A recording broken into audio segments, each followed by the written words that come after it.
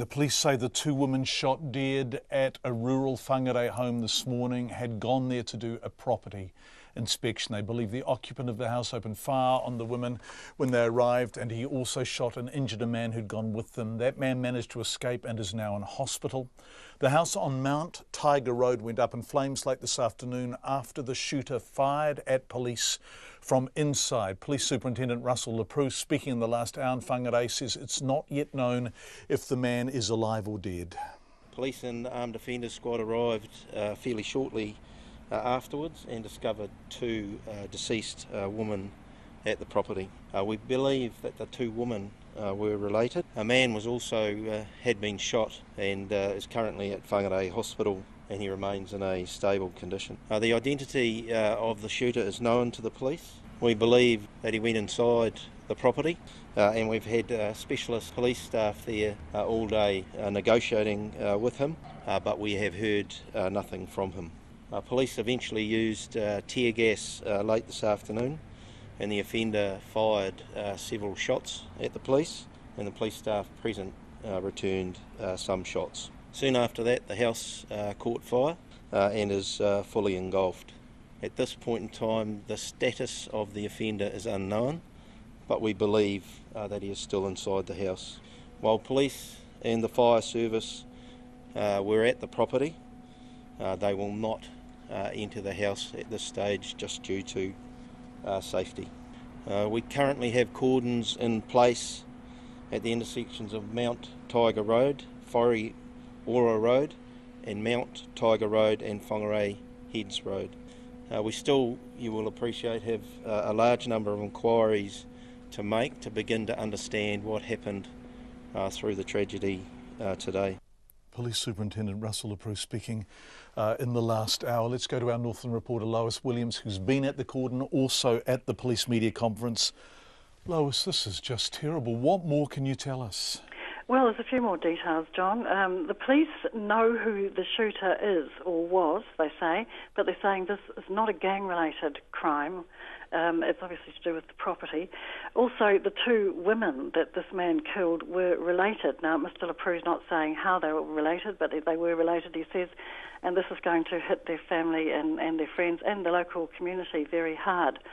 Also, there have been a lot of people waiting to go home this afternoon. They've all been waiting in their cars on Whangarei Road. They're not allowed, haven't been allowed inside that cordon, so, you know, people who live on that road have had to just wait. So what the police have done is set up a welfare centre this evening because it's not clear when the road will reopen, and these people won't be able to get home until the coast is clear. So the police have opened up the Whangarei Hall for people to go to while they wait. They can get a cup of tea there and something to eat and information from the police as this thing winds up.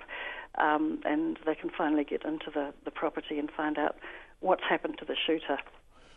There's a strong thought now that the shooter is dead. Is that what you're hearing from the police, that he is inside this burning property? Well, they believe he was inside the property and then it's been engulfed in fire. They're not saying we think he's exactly, we know that he's dead, but they're saying, well, you know, we just need to be absolutely sure that he is before we go in. And Lois, those details, so that this was a property inspection, so the two dead women and the one injured man were going to inspect the property, as far as we know. That's what the police have told us, Incredible. Yes. Okay, yes. Lois Williams, thank you, who has been at the cordon and at the media conference, joining us live from Whangarei, as she did after the news at 5 o'clock. Let's go to the Mayor of Whangarei now, Cheryl Mai, who's been on checkpoint previously when the Lions were in town. This is a terrible state of affairs, Cheryl. I'm not asking you to identify them, obviously, and that would be totally inappropriate, but do you know who the victims of this crime are? No, John, I don't, and in many respects I just am you know, in that sense of not knowing who they are, you think, is it so-and-so, is it so-and-so? It's just a ghastly position to be in. It's absolutely shattering. And Lois was saying that people obviously can't return to the properties near the house that is engulfed by flames, and it's believed the perpetrator is dead inside. Where can they go in the meantime? Lois was giving us some details. Do you know any more about that? Some kind of community centre or something? Yes, we've got a welfare centre set up in the Whangarei Hall, which is at the Whangarei end of Mount Tiger Road. So if anybody is affected by the cordons, we're encouraging them to go there. We'll have tea and coffee and blankets and just psychosocial support. All the things that you expect at a welfare centre, a few hugs and all the things that you desperately need in these situations. Ms Shiromai, thank you so much. We really appreciate you joining us in the circumstances. The Mayor of Whangarei, Shiromai, so 2 people dead, 1 injured, and it is now believed that the assailant is also dead inside the house.